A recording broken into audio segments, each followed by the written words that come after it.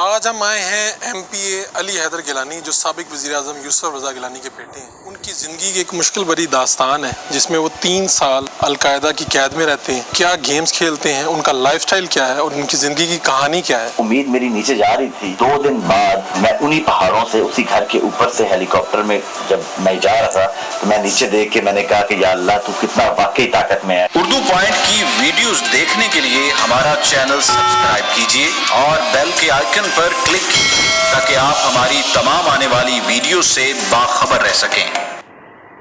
آج ہم آئے ہیں MP علی حیدر گیلانی جو سابق وزیر اعظم یوسف رضا گیلانی کے بیٹے ہیں، ان کے گھر آئے ہیں۔ ان کی زندگی کی ایک مشکل بری داستان ہے جس میں وہ 3 سال القاعدہ کی قید میں رہتے ہیں۔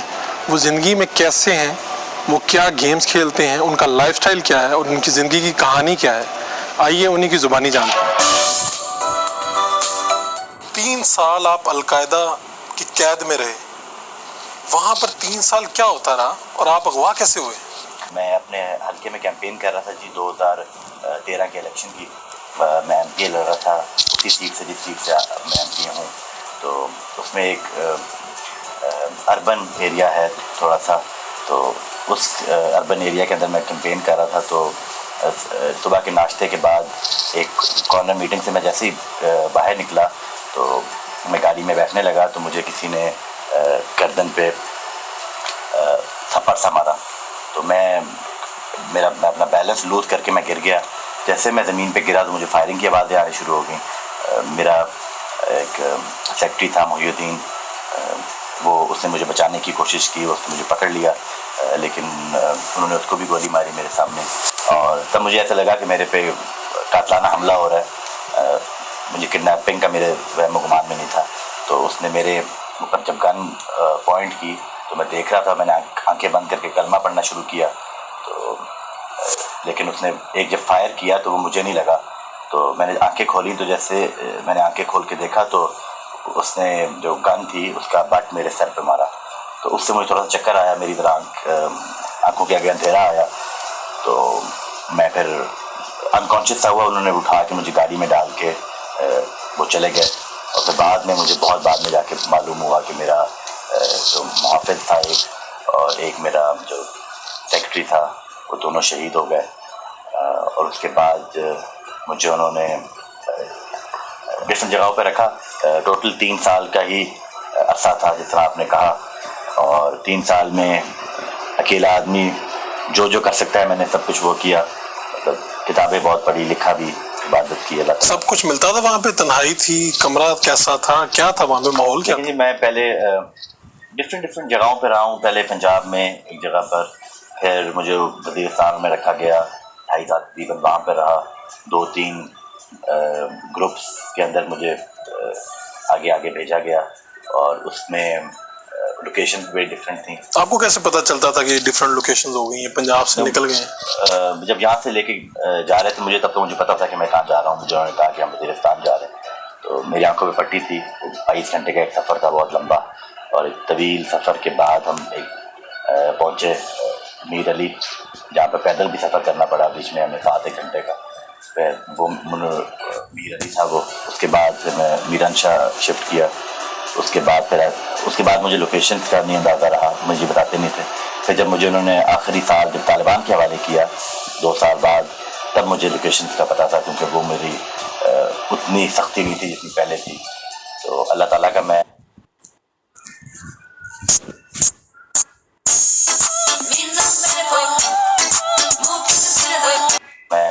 شکر گزار ہوں۔ ماحول کیا تھا وہاں پہ؟ ماحول تو جی بڑا، پہلے 2 سال تو آئسولیشن تھی، بالکل اکیلا۔ میں نے 2 سال تقریباً میں نے انسان کی شکل نہیں دیکھی، ماسک دیکھے ہیں، پھر آنکھیں دیکھتا تھا، اور اکیلا کھانا کھاتا تھا، اکیلا ہی مجھے وہ کھانا دے جاتے تھے۔ جو بات ہوتی تھی وہ باہر سے کرتے تھے، اور کبھی ویڈیو اگر بنانی ہوتی تھی تب وہ لے جاتے تھے کہیں، آنکھیں وہ بھی آنکھوں پہ پٹی باندھ کے۔ تو میں انٹریکشن بہت کم تھی ادھر 2 سال جو تھے۔ وقت کا کیسے پتہ چلتا تھا کہ وقت کیا ہوا ہے؟ وقت پہ ایک گھڑی تھی میرے پاس ایک، لیکن جب آپ کا بہت طویل عرصہ آپ نے روشنی اور اندھیرا نہ دیکھیں تو آپ کی اندر ایک باڈی کلاک ہوتی ہے۔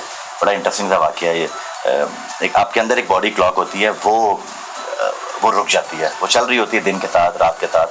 اور میں بھی مطلب نارملی تھا کہ میں صبح اٹھتا تھا, نماز پڑھتا تھا, پھر شام پھر ظہر کی نماز, پھر عصر کی نماز, پھر مغرب عشاء, پھر رات کو میں لکھتا تھا یا پڑھتا تھا, اور چل رہا تھا کام, اور گھڑی بھی میرے سامنے تھی. ایک دفعہ میں اٹھا, صبح کا وقت تھا, اور میرے سامنے گھڑی پڑی ہوئی تھی, تو میں نے کتاب اٹھائی, کتاب پڑھتے پڑھتے میری آنکھ لگ گئی. جب آنکھ لگی تو میں اٹھا, پھر میں نے گھڑی کی طرف دیکھا کہ کیا ٹائم ہوا ہے, تو 11 بج رہے تھے, کیونکہ بہت عرصہ گزر چکا تھا, میں نے دن نہیں دیکھا اور میں نے آسمان نہیں دیکھا. تو مجھے لگا میری باڈی کی جو کلاک ہے نا وہ رک گئی ہے. تو مجھے سمجھ نہیں آئی کہ دن کے 11 ہیں کہ رات کے 11 ہیں. تو اس وقت میرا ایک بڑا مجھے ذہنی دباؤ تھا, اور بڑی مجھے 2-3 سیکنڈ تھے نا وہ بہت تکلیف دہ تھے. تو میں نے نا, میرے ساتھ ہی ایک قیدی اور تھا, جرمن تھا, وہ بھی مفتی تھا, اس کا نام تھا بینڈ. تو میں نے اس کا دروازے کو زور زور سے نا مارا. بیچ میں نا لکڑی کی ایک پارٹیشن تھی, تو اس کو زوروں سے بنایا. تو اس نے مجھے آواز دی کہ واٹ ہیپنڈ, کیا ہوا ہے. تو میں نے اس سے پوچھا کہ بینڈ کیا ٹائم ہوا ہے. اس نے کہا کہ 11 بج رہے ہیں دن کے AM. تو میں نے کہا اچھا. تو اس نے کہا کیا ہوا. تو میں نے اس کو بتایا کہ مجھے یہ میرے ساتھ یہ ہوا ہے کہ مجھے ٹائم میں نے دیکھا ہے, لیکن مجھے یہ نہیں پتہ لگا کہ رات کے 11 ہیں کہ صبح کے 11 ہیں.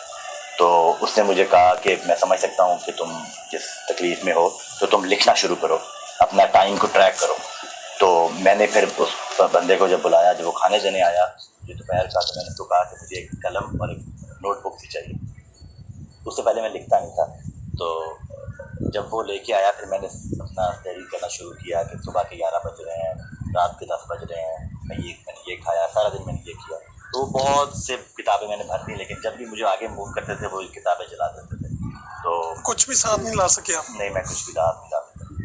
تو اب وہ جو ساری آپ کی کہانی ہے, جی, اسے آپ کیا کبھی سوچا کہ میں کتاب لکھوں گا, میں لوگوں کو بتاؤں گا کہ میرے ساتھ ہوا کیا؟ جی, میں کتاب لکھ رہا ہوں, لیکن سیاسی اس میں جب آپ مصروفیت میں بڑا مشکل ہوتا ہے کتاب لکھنا. تو میں ایک ایسی کتاب لکھنا چاہتا ہوں جو کہ اس سے لوگ فائدہ بھی اٹھائیں. یہ 3 سال کی تنہائی کے دنوں میں دوست کون تھا آپ کا؟ اللہ تعالیٰ ہی ہمیشہ ہر انسان کا ساتھی ہے, اور میں نے اللہ تعالیٰ سے جو رشتہ ہے نا اس کو مقبول کیا 3 سالوں میں, جو کہ میں سمجھتا ہوں کہ میری سب سے بڑی کامیابی تھی ان 3 سالوں کی.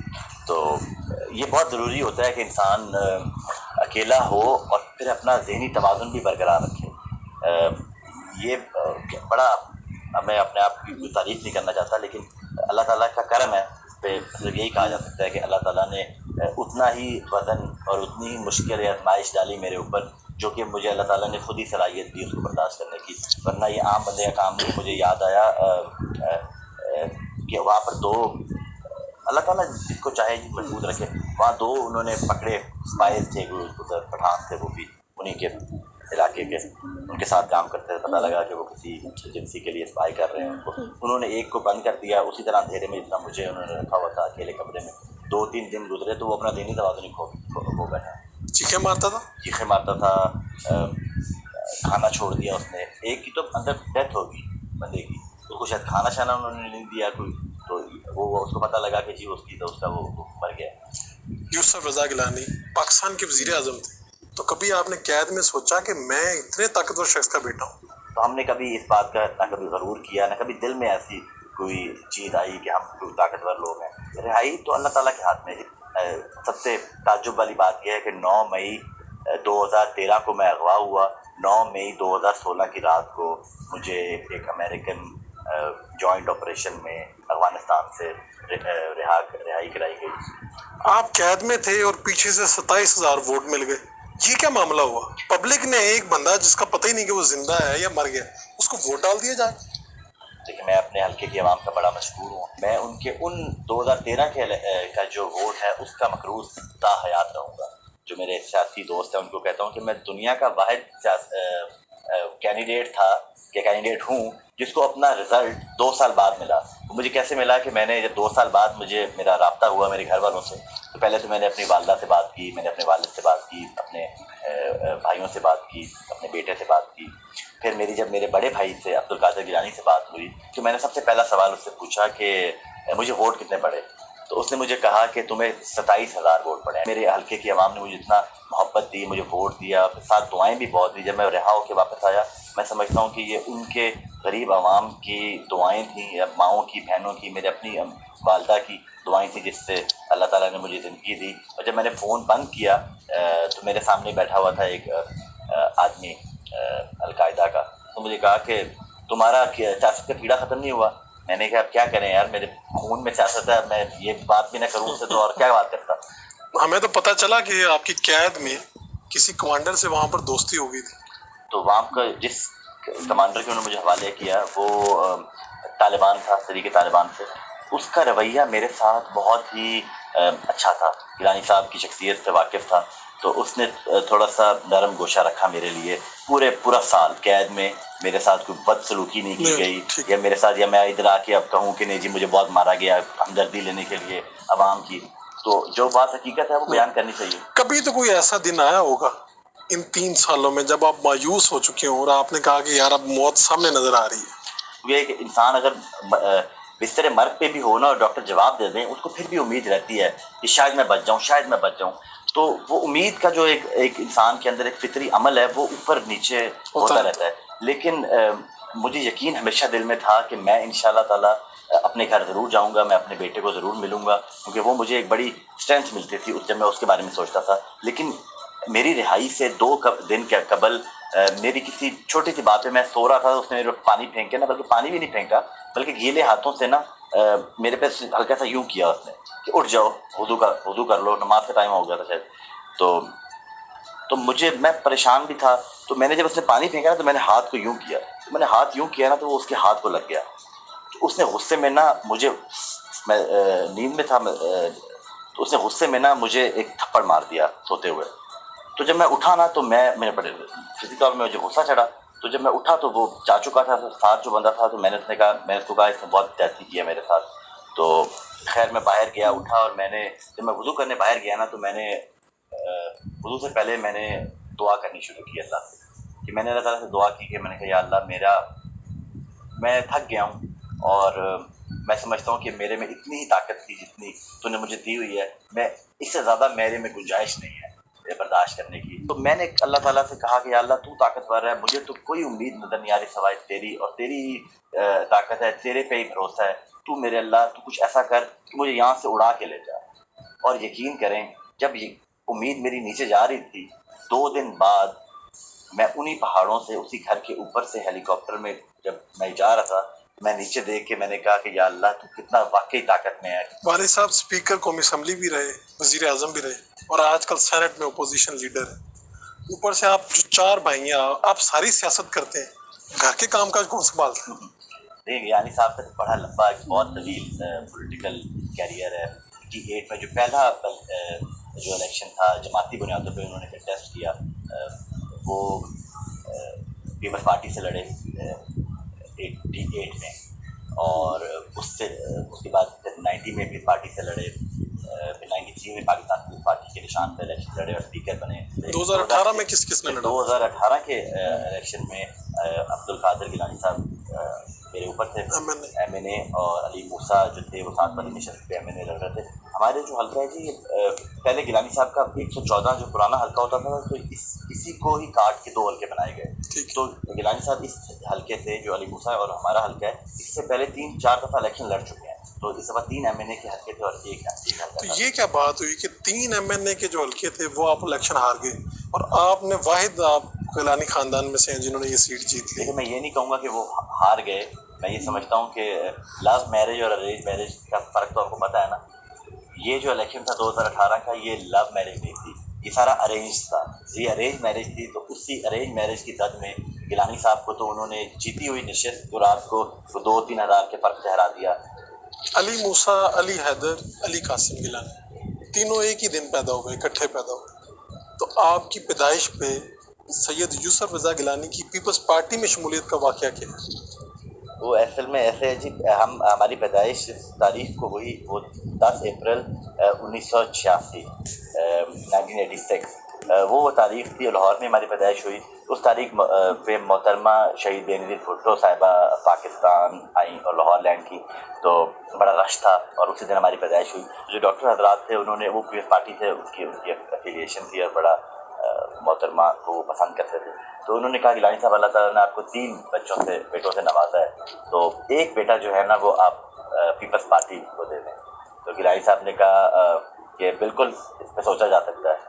تو اسی سال گیلانی صاحب نے ریزائن اپنا جو ریزگنیشن تھا وہ محترمہ بینظیر بھٹو شہید صاحبہ کو دیا اور باقاعدہ پاکستان پیپلز پارٹی میں شمولیت کا اعلان کیا. آپ کے گھر میں تو ساری مرد تقریباً سیاست کرتے ہیں، تو آپ کے گھر تو سیاست ہی سیاست کا حصہ. ہمارے گھر میں بہت ہی بالکل، میرے چچا اس کے ساتھ ساتھ ایکسٹینڈڈ فیملی میں بھی سارے پولیٹیشین رہے ہیں. ہماری امیجیٹ فیملی میں میرا ایک بھائی ہے علی قاسم، وہ ایکٹیو پولیٹکس نہیں کرتا، ایز این الیکشننگ پولیٹکس نہیں کرتا، لیکن سیاسی ذہن تو اس کا بھی ہے.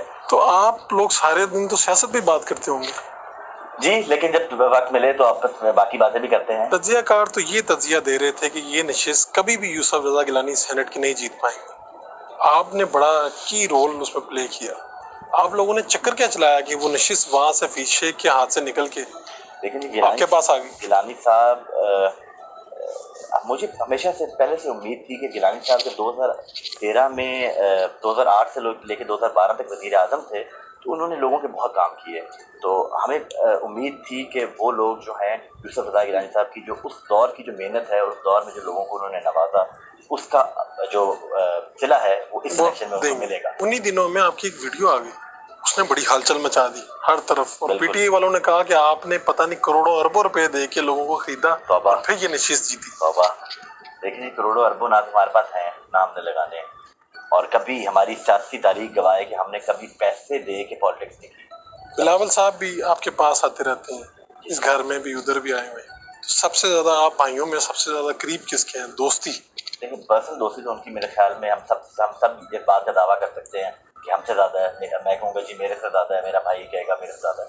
لیکن وہ یقیناً ایک بڑے اچھے دل کے اور دوست انسان ہے. ان کی کوئی ایسی خوبی جو لوگوں کو نہیں پتا ہم لوگوں کو؟ دیکھیں، ان کی ایک خوبی ہے وہ یہ جی، ایک تو وہ کہ وہ شکار نہیں کھاتے. جب بھی ان کو ٹائم ملے نا تو وہ میٹنگز کے اندر بھی وہ جو کبوتر ان کے گھر پہ ہیں یا چڑیاں ہیں تو ان پہ دانہ پھینکتے رہتے ہیں.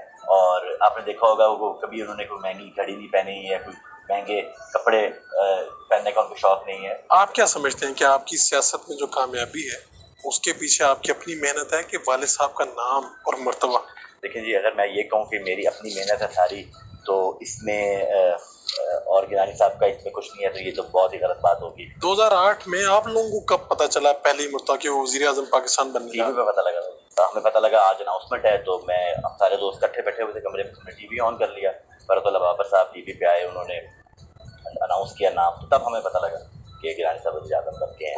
آپ لوگ تو سیاسی لوگ ہیں اور آپ سیاست میں اونچ نیچ برداشت کر لیتے ہیں، لیکن وہی نواز شریف جو آپ کے والد صاحب کی نااہلی پہ خوش ہوئے ہوں اور بیان دیے ہوں خلاف، ان کو آپ کی والدہ یا آپ کے گھر کی خواتین تو برداشت نہیں کرتی ہوں. نہیں، ایسی بات نہیں. ہماری گھر کی خواتین جو ہیں وہ بلکہ زیادہ نرم دل رکھتی ہیں، اور ہم سب کے نرم دل ہیں. خاص کر میاں صاحب یا جتنے بھی پولیٹیکل فیملیز ہیں پرانی، ان کی ہمارے دل میں بڑی خاص قدر ہے. انسانوں کو غصہ تو آتا ہی ہے، خالی خاص قدر ہے، لیکن پولیٹیکلی میری جو والدہ ہیں یا جو ہمارے گھر کی خواتین ہیں، وہ اتنا، میں سمجھتا ہوں ہیٹ کی پولیٹکس ہمارے گھر میں ہے ہی نہیں. آپ سارے بھائی کو ان لوگوں کے گیمز میں بڑے مشغول رہتے ہیں، کسی قسم کی، کوئی سوئمنگ میں اس طرح کی. آپ کی خود اپنا شوق کیا ہے؟ مجھے مشغلہ کیا؟ کرکٹ کا جی بہت شوق تھا. کرکٹ میں نے بہت کھیلی ہے بچپن میں، اور ہارڈ بال کھیلی ہے. جو ہمارا پارلیمنٹری ورلڈ کپ بھی ہوا تھا تو اس میں بھی میں ٹیم کا حصہ تھا. پنجاب سے میں ہی تھا. سارے پروونسز سے ایک ایم پی ایس سے، باقی نیشنل اسمبلی کے تھے. تو کرکٹ کا مجھے بہت شوق ہے. پرسنلی میری ہابی ہے سوئمنگ اور کرکٹ کرنا. پی ٹی آئی میں آپ کا سب سے قریبی دوست کون ہے؟ فواد چودھری. فواد چودھری سب سے کلوز ہیں آپ کی؟ ہاں، مجھ سے دوستی. تو کبھی سامنا ہوا ہے ٹاک شو میں؟ ٹاک شو میں کبھی سامنا نہیں ہوا، لیکن جب یہ سینٹ کا الیکشن تھا اس میں اس نے ٹی وی پہ آ کے بہت باتیں کی. غصہ تو ہے، ظاہری بات ہے، جب دوستی ہوتی ہے تو غصہ بھی آتا ہے. تو لیکن سیاست ہے، ظاہری بات ہے، ان کی الگ پارٹی ہے، ان کا الگ ایک جماعت ہے ہماری، الگ جماعت ہے. فون میسج نہیں کیا آپ نے؟ میں نے کیے فون میسیج. کیا کہا؟ اس کے بھی آئے. میں نے کہا چوہے صاحب بات کرو. زیادتی کرنا بات کرو. لیکن انہوں نے کہا سیاست ہے میں ہوتا ہے تو کوئی نہیں، کوئی ایک ہمارا بات وقت بھی آئے گا. کوئی ایک بات جو آپ لوگوں سے کہنا چاہتے ہیں؟ ایک بات جو کہ میں آپ کے پلیٹ فارم کے ذریعے پاکستان میں عوام کو یا دنیا میں سننے والے جو آپ کے ہیں دیکھنے والے ہیں ان کو میں بتانا چاہوں گا کہ ہر انسان کے اوپر مشکل وقت آتا ہے، چاہے وہ سیاسی ہو، چاہے وہ اللہ تعالیٰ کی طرف کوئی آزمائش ہو، چاہے وہ بیماری ہو. اس میں جو میرا پرسنل ایکسپیرینس ہے میں یہ بات کر سکتا ہوں کہ 3 چیزیں ایسی تھیں جس کو میں نے مضبوطی سے تھاما. اور میں نے جب میں قید میں تھا میں نے اپنی دیوار کے اوپر ہر جگہ لکھا ہوا تھا بڑا بڑا کہ وکٹری کمز ود پیشنس. جیت جو ہے نا وہ صبر کے ساتھ ہے. تو میں آپ کے دیکھنے والوں کو یہ پیغام ضرور دوں گا کہ جب بھی کوئی آزمائش آئے صبر کا دامن اپنے ہاتھ سے نہیں چھوڑنا، امید کبھی نہیں چھوڑنی. اللہ تعالیٰ ہمیشہ there is always a light at the end of the tunnel. یہ آپ کو میں بتا دوں کہ اللہ تعالیٰ ہمیشہ جس کو امید رہے گی نا کہ میں یہ اچھا ہوگا میرے ساتھ، اس کے ساتھ ہمیشہ اچھا ہی ہوگا. تو always remember don't lose patience, hope and faith. یہ میرا پیغام ہوگا آپ کے سننے والوں کو. آپ کا بہت بہت شکریہ. آپ کی بہت